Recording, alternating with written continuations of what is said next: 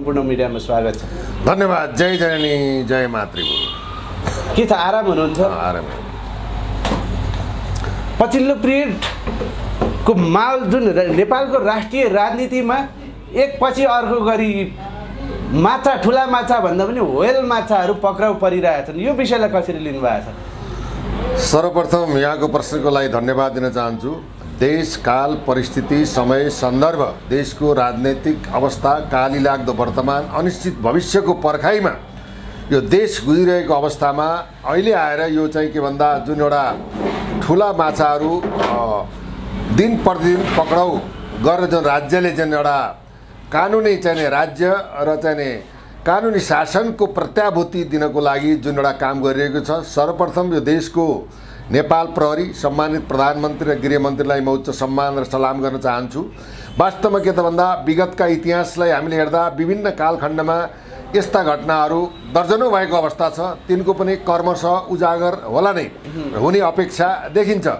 अहिले आएर चाहिँ के छ भन्दा यो भुटानी चाहिँ नेपाली नागरिकलाई नक्कली भुटानी शरणार्थी बनाएर अमेरिकामा पठाउनको लागि स्वयं गृह प्रशासन, उच्च भनौँ अधिकारी, निजामती प्रशासक अधिकारी र मन्त्री र स्वयं चाहिँ के भन्दा देशका मन्त्रीका चाहिँ के भन्दा परिवार र ती मन्त्रीहरूका चाहिँ के भन्दा आफ्ना चाहिँ छोराहरूको एउटा ग्याङै तयार गरेर देशलाई चाहिँ बर्बाद पार्ने, देशलाई लुट्ने, दोहन गर्ने, भ्रष्टाचार गर्ने, ठेक्का पट्टा, कर्मचारी सरुवा बढुवा यावत कुराहरूमा यिनीहरूले जुन राज्यमाथि धोका दिएका थिए, घात गरेका थिए, त्यसको आज उजागर भएको छ।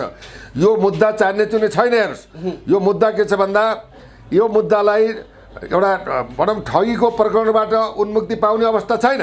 विश्वको इतिहास र नेपालको भनौँ संविधान ऐन र अन्तर्राष्ट्रिय लले पनि परिभाषा के गर्छ भने यसलाई एउटा मानव अधिकारको उल्लङ्घन भएको छ, नम्बर 1। नम्बर 2 राज्यद्रोह भएको छ, देशको बदनाम भएको छ, नम्बर 2। नम्बर 3 साङ्गठनिक अपराध भएको छ, नम्बर 4 ठगी अपराध भएको छ, नम्बर 5 वैदेशिक रोजगारको चाहिँ के भन्दा मुद्दा प्रभावित भएको छ। यसै गरी तपाईँको चाहिँ सरकारी छाप दस्तखत कृत्य गरेर बनाएको डकुमेन्ट हुनाले छाप दस्तखत कृत्य मुद्दा पनि प्रभावित भएको अवस्था छ। त्यसले गर्दा अब के भन्दा यो मुद्दा चान्ने चुन्ने मुद्दा होइन, यो अन्तर्राष्ट्रिय लेभलमा पुगेको मुद्दा हो। किन भन्दा अन्तर्राष्ट्रिय शरणार्थीको एउटा चाहिँ के भन्दा नियम विपरीत पनि चाहिँ के भएको छ भन्दाखेरि यो मुद्दालाई प्रभावित गरिएको छ भने नेपाली चाहिँ जो देशभक्त नेपाली नागरिकहरूलाई एउटा विदेशी नागरिक बनाएर विदेशी नागरिकलाई नेपालमा ल्याएर एउटा आतङ्क फैलाउने सृजनाको खेलको रूपमा पनि यो अगाडि बढेको छ। यो जोक होइन, चान्ने चुन्ने कुरा होइन। देशको प्रधानमन्त्रीले जुन एउटा कदम चाल्नुभयो, नेपाल प्रहरीले ससम्मान चाहिँ के भन्दा यो अपराधिक घटनामा संलग्न भएका व्यक्तित्व र नेतृत्वहरूलाई, इभेन चाहिँ पूर्व मन्त्रीहरूलाई चाहिँ के भन्दा जुन कानुनी कटघरामा ल्याइएको अवस्था छ, यो अत्यन्त स्वागत योग्य छ र यसलाई हामीले मान्नु नै पर्दछ। यसको निरन्तरता र चाहिँ के भन्दा एउटा पोइन्ट निर्णायक बिन्दुमा पुगेर अपराधीले चाहिँ के भन्दा सजाय पाउनुपर्छ। यी 6-7वटा मुद्दाहरू प्रभावित हुनुपर्छ र यो मुद्दामा नेपाल प्रहरीले सक्षमताका साथ अनुसन्धान गरिरहेको पनि मैले बुझिरहेको छु। जसरी डेस्मी साहब यसरी एकपछि अर्को लहरो तान्दा पहरो थर्किए जस्तो नेताहरू पक्राउ पर्दा त अहिले जेलहरूले धान्दैनन्। जाउलाखेलको चिडियाखानालाई पो जेल घर बनाउनु पर्छ जस्तो छैन नेताहरू थुन्न? के भन्नुहुन्छ? वास्तवमा के छ भन्दा मैले पहिले भन्दै आएको कुरा हो, अहिले नेपालको तपाईँको चाहिँ नि 12,000 चाहिँ जनप्रतिनिधि, अब विशेषतः मूलधारमा रहेका चाहिँ 884 चाहिँ नि भनौँ न यी जनप्रतिनिधिहरूको र देशमा भएका भनौँ प्रधानमन्त्री, पूर्व प्रधानमन्त्री, उच्च निजामती उच्च प्रशासक अधिकारी, सिडिओ हैनदेखि यावत जुन एउटा लाभको पदमा बसेका व्यक्ति, अख्तियार प्रमुख, संवैधानिक आयोगका प्रमुख समेत चाहिँ लाई हिसाब गर्ने भने देशमा एकजना पनि चोखो छैन। This is my guarantee, totally ग्यारेन्टीहरू। त्यो हुनाले के भन्दाखेरि अब यो चाहिँ भन्दा छुट्टै यिनीहरूलाई के भन्दा छुट्टै जेल पनि निर्माण गर्नुपर्ने आवश्यकता पनि बन्दछ। र तथापि अहिले आएर चाहिँ के भन्दा एउटा चाहिँ देशमा कानुन छ, विधिको शासन छ, दण्डहीनताको अन्त्य गर्ने पद्धतिको विकास भएको छ भनेर जनताले नजिकबाट अहिलेको सरकारलाई सम्मानपूर्वक तरिकाले हेरिरहेको अवस्था पनि छ। यसै क्रममा तपाईँ पूर्व सचिव भनौँ टेकनारायण चाहिँ पाण्डे पूर्व सचिवकै क्रममा यही चाहिँ पूर्व चाहिँ गृहमन्त्री बालकृष्ण खाँडकै कार्यकालमा बरम तपाईँको चाहिँ के भन्दाखेरि जब चाहिँ के भन्दा रामबहादुर बादल प्रतीक थापा, रामबहादुर बादल, अब टोपबहादुर रायमाझी, अब सन्दीप रायमाझी, अब त्यसै आएर तपाईँको चाहिँ के भन्दाखेरि इन्द्रजित राई सचिव, अब इन्द्रजित राई अहिले भित्र छन्, उनका छोरा बाहिर छन्। अब टोपबहादुर रायमाझी बाहिर छन्, उनका छोरा भित्र छन्। यो विडम्बनाहरू। अब त्यो हुनाले अहिले हालै चाहिँ के भन्दा पूर्व गृहमन्त्री बालकृष्ण खाँडलाई पनि प्रहरीले चाहिँ पक्राउ गरेर चाहिँ सम्मानित अदालतमा चाहिँ एउटा म्याद थप गरेर अनुसन्धान प्रक्रिया अगाडि बढाउन अहिले उपस्थित गराएको अवस्था पनि छ। यसले गर्दाखेरि के भन्दा अब आर्जु राणाले पनि 6-7 करोड बुझेका कुराहरू पनि आएको हुनाले शेरबहादुर देउपा पनि यसमा प्रभावित हुने सम्भावना छ। यसै गरी के भन्दा जब चाहिँ देशको एउटा मानेको नेता केपी शर्मा ओली पूर्व प्रधानमन्त्रीले चाहिँ टोपबहादुर रायमाझीलाई बचाउनको लागि, लुकाउनको लागि, छिपाउनको लागि एउटा गणेशले चाहिँ के शिव पार्वतीलाई परिक्रमा गरे जस्तोको चाहिँ 10 पटक चाहिँ तपाईँको चाहिँ बल्लटार चाहिँ अब तपाईँको चाहिँ के भन्दाखेरि बालकोट गरिरहेका छन् भने यस्ता अपराधीलाई जोगाउनलाई लागि पर्ने व्यक्ति पनि अपराधको दायरामा पर्ने हुनाले पूर्व प्रधानमन्त्री केपी शर्मा ओलीलाई पनि अनुसन्धानको दायरामा ल्याउने चाहिँ यो पद्धति विकास र अनुसन्धानले देखाएको यथास्थिति चाहिँ हेर्नुहोस्। आर्जु देउपाले पनि पैसा खाएकोमा श्रीमानलाई थाहा हुनुपर्नेमा पूर्व प्रधानमन्त्री शेरबहादुर देउपा पनि यो केसबाट अछुतुर हुन सक्दैनन्। सत्य बोल्नुपर्छ, सत्य बोल्दा मर्नु पर्यो, मर्नु तयार छौँ। तर यो अपराधमा संलग्न गरेका, राष्ट्रघात गरेका, देशद्रोह गरेका, देशलाई हिलाम गरेका, अन्तर्राष्ट्रिय जगतमा देशलाई बदनाम गरेका यी राष्ट्रघाती, देशद्रोही, भ्रष्टाचारी अपराधीहरू कोही पनि छुट्नुहुन्न। खुट्टा नकमाइकन, न लडबडाइकन एउटा अडिग भएर चाहे भोलि कुर्सी जाओस्, प्रधानमन्त्रीको कुर्सी जाओस्, सत्ता किन नडलोस्, गृहमन्त्रीको पद किन जाओस्, तर जनता 3 करोड जनता साथमा छन्। अहिलेको चाहिँ गृहमन्त्री, प्रधानमन्त्री र देशको आइजीले तटस्थ भएर जनताको आवाजलाई, देशको यो चाहिँ यो विकराल समस्यालाई समाधान गर्न यो गिरोहका हरेक व्यक्तिलाई कानुनी कठघरामा ल्याएर कारबाही गर्नुपर्छ र त्यतिले मात्रै पुग्दैन। जो संलग्न छन् तिनको अचल ब्याङ्किङ खाता स्वदेश विदेशमा जहाँ राखेका छन् तिनको चाहिँ सम्पूर्ण सम्पत्ति छानबिन हुनुपर्छ। तब मात्रै चाहिँ यो चाहिँ वारदातले, यो चाहिँ के भन्दा राष्ट्रिय चाहिँ अन्तर्राष्ट्रिय बेइज्जतपूर्ण घटनाले एउटा ठाउँ पाउँछ। होइन भने केटाकेटी आए, गुलेली खेलाए गरेर चाहिँ छोड्ने होइन। तटस्थ भएर अगाडि बढ्नको लागि अहिलेको प्रधानमन्त्रीलाई सचेत र ध्यानाकर्षण र जिम्मेवार एउटा अभिभावक भएर अगाडि बढ्नुपर्ने तपाईँको टेलिभिजनद्वारा जानकारी, सुझाव र अनुरोध गर्न पनि चाहन्छु।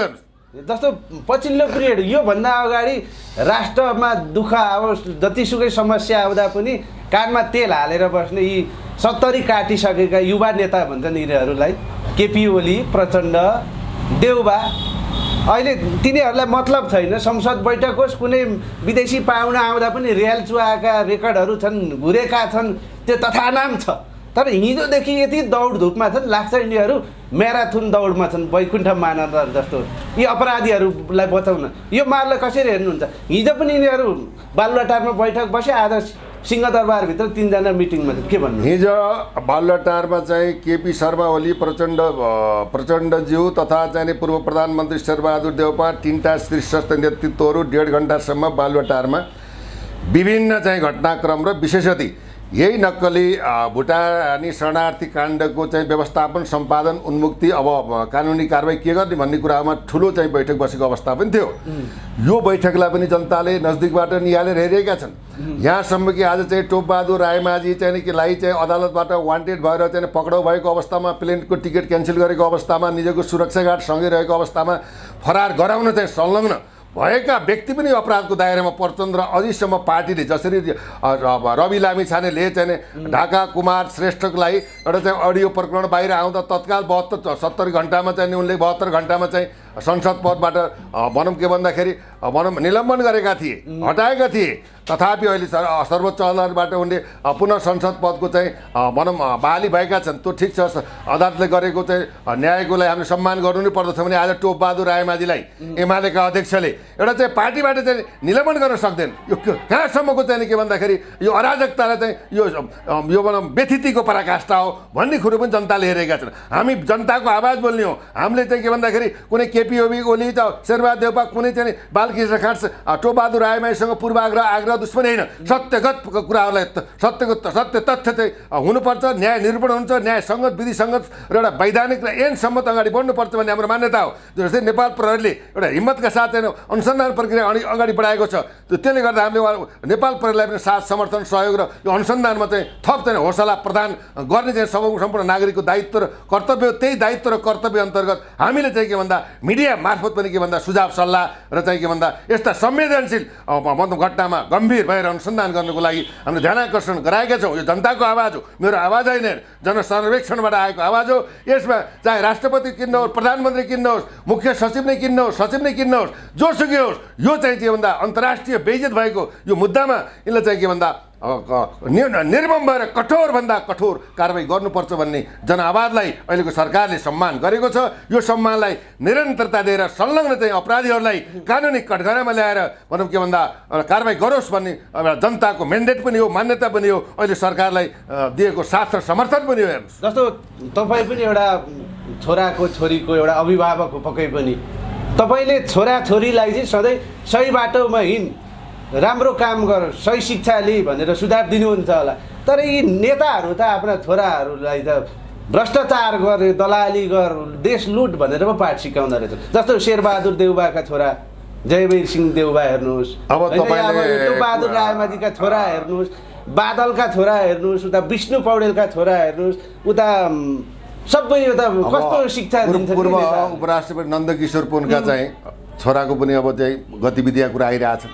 झलनाथ खनालको चाहिँ छोराको चाहिँ त्यो अन्तर्राष्ट्रिय विमानस्थल तपाईँको गौतम बुद्ध निर्माणकोमा ठेक्कापट्टा रोक्ने छेक्ने कुराहरू पनि आएछन्। देउबाले सेनिटाइजरको विष्णु पौडेलका छोरा ललिता निवास जग्गा काण्ड हडप्ने जम्मै त्यो उनीहरूले के छ भन्दाखेरि ईश्वर पोखरेलका छोरा कान्छा छोरा रहेछन्। सम्राट थापा पनि अब जुन सेटिङ मिलाउँदा रहेछन् जब विष्णु पौडेल ईश्वर पोखरेल रक्षा मन्त्री भएका बेला सेनाको उसमा भन्दा यो तालमेल यो कसरी निहाल्नुहुन्छ? यो वाक्क के भन्दा जब पारिवारिक अनुशासन मर्यादा चाहिँ नैतिकता आचरण र सामाजिक र चाहिँ पारिवारिक चाहिँ सुसंस्कार सम्पन्न नभएबाट यो प्रकारको जन्म भएको मान्छे अरबौँ चाहिँ भ्रष्टाचार गरेर लुटे पनि यो खालको अवस्था भएपछि उसको जीवन के हो, आफ्नो पारिवारिक इतिहास कहाँ पुग्यो, आफ्नो चाहिँ छवि कहाँ पुग्यो, आफूले गरेको मेहनत कहाँ पुग्यो। त्यो उनीहरूले आफ्ना बालबच्चालाई सादा जीवन, उच्च विचार, सिम्पल लिभिङ, हाई थिङ्किङको अवधारणा नराखेर किन्तु मठाधीश हुने, आज लाखले पुगेन, करोडले पुगेन, अरबले पुगेन, खरबौँ भ्रष्टाचार गरेर देशलाई दोहन गर्ने, देशलाई निलाम गर्ने समय पुगेको अवस्था छ।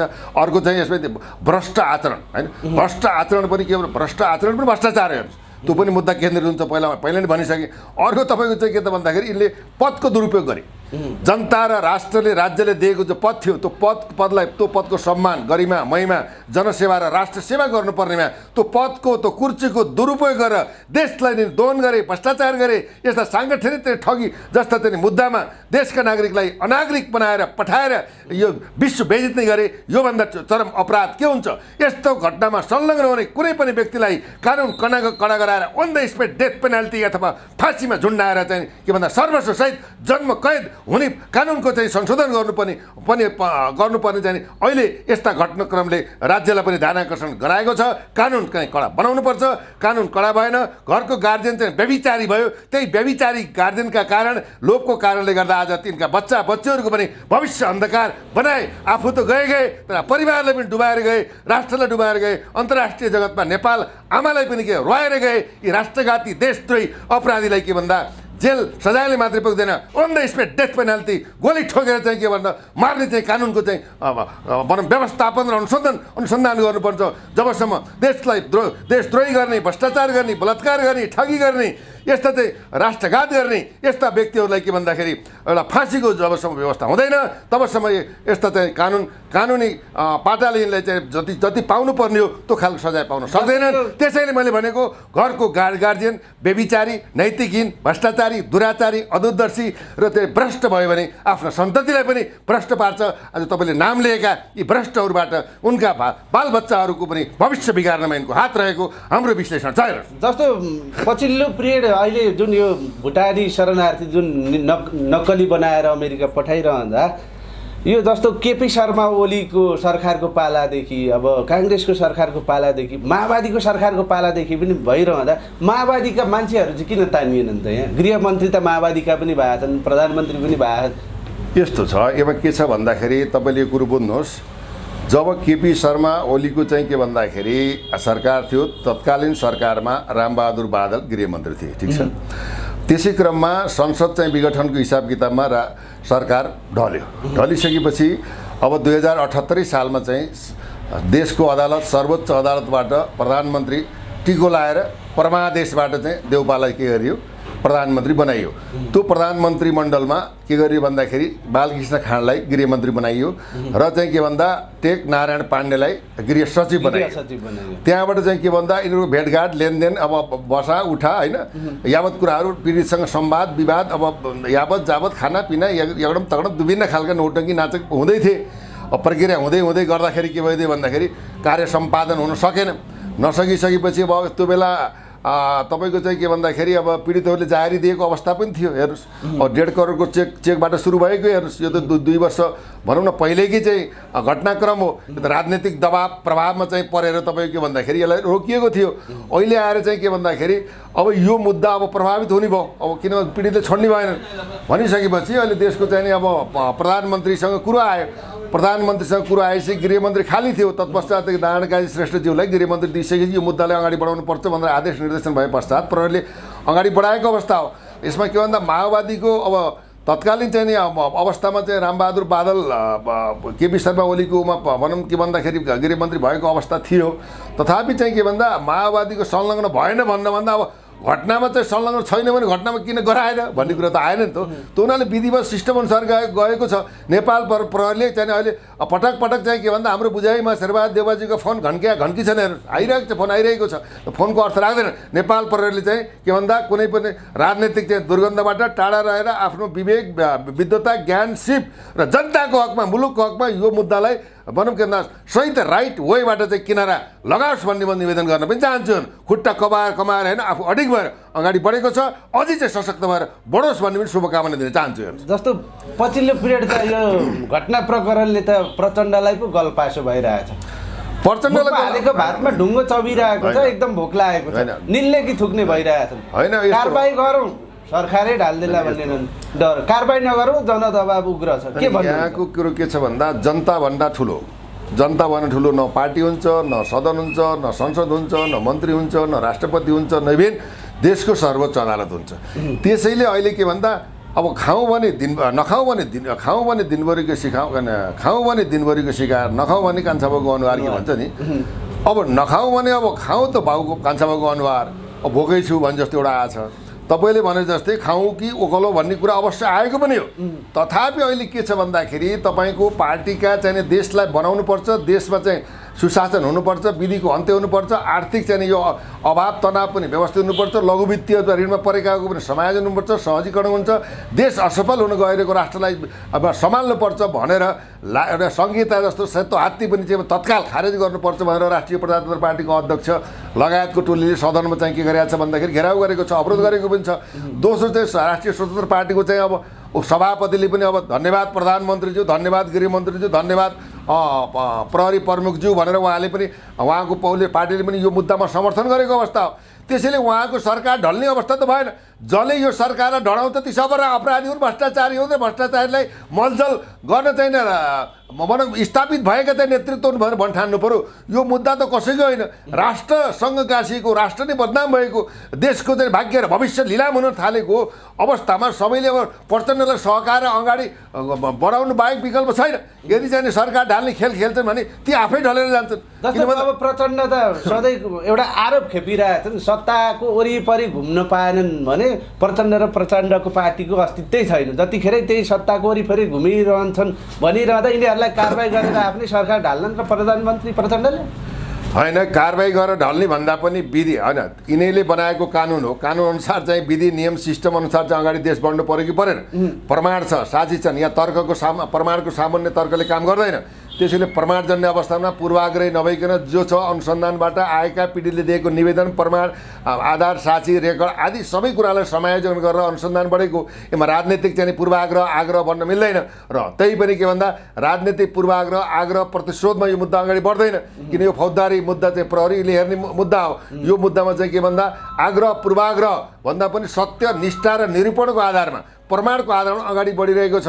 यसमा अहिलेको परिस्थिति हेर्दाखेरि के छ भन्दाखेरि अहिले प्रचण्डलाई सबैले सलाम गरेको अवस्था छ। विगतमा उनी पनि चोखा छैनन्। नारायण काजी पनि चोखा छैनन्। तथापि के भन्दाखेरि अहिले जुन एउटा चाहिँ यो वारदातलाई एउटा निष्ठापूर्वक एउटा खुट्टा नकमाइकन न डराइकन न अल्मलिकन न गिडगिडाइकन अदम्य साहसका साथ नेपाल प्रहरीलाई साथ समर्थन र राजनीतिक दबाब नदिकन अगाडि बढ्नको लागि जुन एउटा प्रतिज्ञाका साथ प्रणका साथ जुन एउटा वारदात अगाडि बढेको छ यसमा त सबैले सहयोग गर्नुपर्छ। यसमा सरकार ढल्ने अब चाहिँ के भन्दा अब खानीको ओकल्नीको प्रश्न आउँदैन कि यो त किन जनता अहिले त के भन्दा यो मुद्दालाई लिएर अहिलेको चाहिँ सरकार विशेषतः देशको प्रधानमन्त्री पुष्पकमल दाहाल प्रचण्डलाई त 3.5 करोड जनताले समर्थन गरेको अवस्था छ।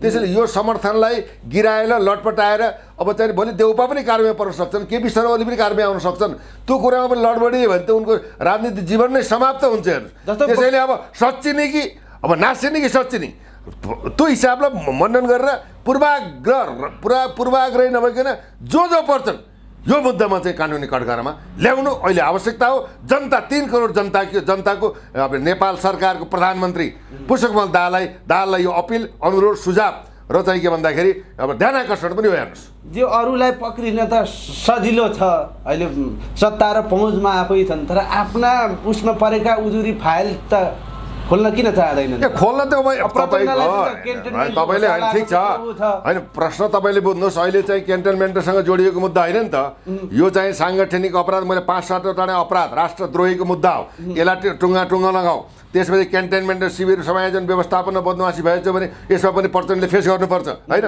त्यो सत्य कुरा हो। भोलि बुढी गण्डकी यो 3 किन अपराधजन्य घटना र चाहिँ राष्ट्रघात र भ्रष्टाचार गरेका मुद्दाहरू कर्मश चाहिँ के भन्दाखेरि अनुसन्धान गरेर यो देश दोहन गरेका छन्, लुटेका छन्।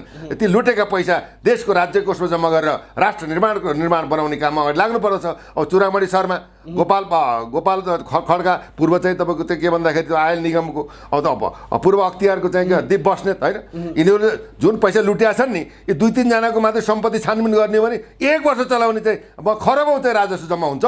त्यसैले के भन्दा यहाँ त लाख होइन करोड होइन अरब होइन, तपाईँको चाहिँ के त भन्दाखेरि यिनीहरू त खरबौँ पैसा लुटेर देशलाई यो नाङ्गो बनाए। त्यसैले कसैलाई पनि क्षमा हुँदैन। आज नेपाल आमालाई कस्ता कुपुत मैले जन्माएछु भने नेपाल आमालाई रोएर आफ्नो टाउको ठोकिरहेकी छन्, यस्ता दुष्ट महिषासुरलाई आज जन्माएछु भनेर रोइरहेकी छन्। अब नेपाल आमालाई बचाउने हँसाउने, देशलाई सुरक्षित संरक्षित अब्बल र चाहिँ विकासशील राष्ट्रको देशको चाहिँ के भन्दा जनताको भाग्य भविष्य घाँस बाँस कपास सुरक्षा शिक्षा स्वास्थ्य आदि कुरामा अब देशको चाहिँ सरकारले एउटा स्टेप बाई स्टेप एउटा चाहिँ खाका मार्गचित्र कोरेर अगाडि बढ्नु बाहेक विकल्प छैन।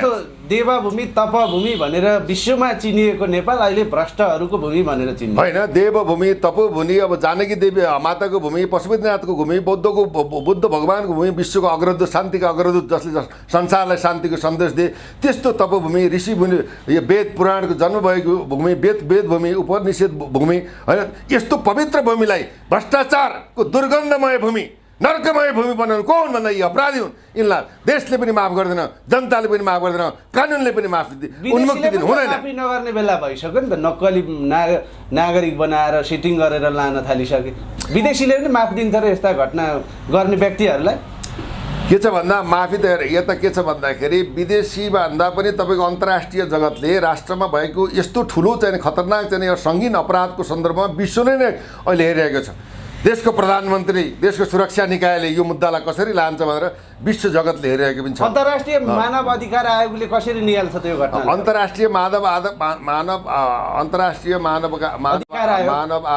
मानवाधिकार आयोगको विरुद्धमा यिनीहरूले मानवको अधिकारलाई हनन गरेका छन्।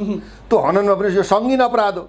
मैले अब शरणार्थी चाहिँ तपाईँको अन्तर्राष्ट्रिय शरणार्थी चाहिँ मापदण्डभन्दा विपरीत गरेका छन्। मैले अघि भने नि 6-7वटा मुद्दा प्रभावित भएर जीवनभर उन्मुक्ति नपाउने सर्वस्वसहित जन्म कैद जाने चाहिँ वारदात गरेका छन्। त्यसैले यिनलाई सर्वस्वसहित जन्म कैद हालेर के भन्दा देशमा न्याय छ, सुशासन छ, कानुन छ, अदालत छ, नेपाल प्रहरी सक्षम छ भन्ने चाहिँ एउटा लेसन विश्वलाई दिनु पनि अहिलेको चाहिँ यो सरकारको कर्तव्य दायित्व नैतिकता हुन आउँछ। अदालतीय प्रोसेसमा यिनीहरूले सेटिङ मिलाए भने पनि अन्तर्राष्ट्रिय अदालतले यसलाई वाच गरिरहेको हुन्छ होइन?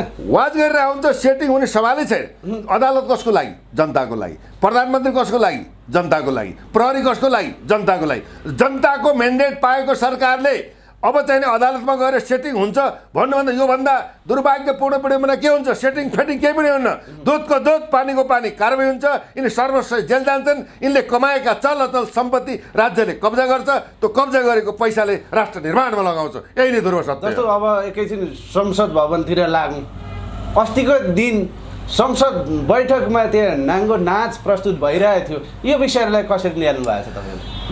यो वास्तवमा के छ भन्दाखेरि अब अहिले जे जस्तो भने पनि अहिलेको समसामयिक सन्दर्भलाई विवेचना गर्दा अमरेश कुमार सिंह जो सर्लाहीबाट स्वतन्त्र उम्मेदवारको रूपमा सांसद भएका व्यक्तित्व र नेतृत्व हुन्, तथापि उनी चोखो चाहिँ छैनन्, यथापि मान्नुहोस्। तर अरू चोरभन्दा कम चोर हुन्। अब उनले चाहिँ सदैव चाहिँ के भन्दा संहिता खारेज हुनुपर्छ, धान्न सकेन। देशका चाहिँ राजनीतिज्ञहरू चाहिँ कर्मचारी होइनन्, तलब सुविधा लिनु हुँदैन। वडा अध्यक्षदेखि लिएर प्रधानमन्त्रीसँग लिने तलब भत्ता चाहिँ लिनु हुँदैन, किनभने राजनीति एउटा व्यापार होइन, सेवा हो। राजनीतिक सेवा र निष्ठाले देश र समाजको विकास परिवर्तन हुन्छ। त्यसैले चाहिँ के भन्दाखेरि यो कुराहरूलाई चाहिँ अब सरकारी चाहिने कर्मचारी राजनीतिक नेतृत्व होइन भन्ने खालको चाहिँ कुराहरूमा उनले चाहिँ आवाज उठाएका थिए। त्यो राम्रो पक्ष पनि हो र उनले भ्रष्टाचारकै सम्बन्धमा बोल्न नदिएबाट उनले के गरे भन्दा आफू नाङ्गो भएर उनले चाहिँ एउटा नग्न प्रदर्शन गरे। त्यो नग्न प्रदर्शनको अर्थ के भन्दा देशको चाहिँ सरकार, देशको नेतृत्व, देशको शासन प्रणाली यावत कुराहरू नाङ्गिएको अवस्था छ। मलाई हेरेर तपाईँ किन लजाउनुहुन्छ? तपाईँ त चाहिँ कपडा लगाए पनि सर्वाङ्ग हुनुभएको छ। त्यसैले देश बिग्रो, यो देशलाई बनाउनु पर्छ भनेर एउटा दिएको सन्देश हो। जस्तै त्यो मेक्सिकन एउटा सांसदले पनि कट्टु मात्रै खोलेर चाहिँ त्यो बेला यो खालको चाहिँ एउटा चित्रण गरेका थिए। यो देश नाङ्गियो, देशलाई तिम्रो नङ्गायो, यस्तो स्वर्गमय भूमिलाई नर्कमय बनायो। अब तिम्रो त्यसै नाङ्गेका छौ, तिम्रो कपडा लाए पनि तिम्रो सबै कट्टु फालेका छौ। मैले त कट्टु चाहिँ सम्म राखेर नाङ्गिएको छु, मलाई देखेर मुख छोकेका छौ। त्यसरी चाहिँ राज्यप्रति र एउटा बोल्न नदिएको आक्रोशको पराकाष्ठामा अमरेश सिंहले चाहिँ सदनमा त्यो प्रस्तुत गरेको यो प्रस्तुति अहिलेको समय सन्दर्भ अनुसार यिनीहरूलाई देखाउने उपयुक्त प्रस्तुति जस्तो मलाई लाग्दछ। आवाज बन्द गरिसकेपछि साङ्केतिक विरोध थियो, सरकारलाई च्यालेन्ज थियो। हामी कार्यक्रमको अन्तिममा छौँ डिएसपी साहब। जाँदा जाँदै यी अपराधीहरू नै भन्न चाहेँ मैले, यी नक्कली नागरिकता बनाएर होइन यो अमेरिका घुसाउने यी व्यक्तिहरूलाई चाहिँ कस्तो कारवाही गर्नुपर्छ?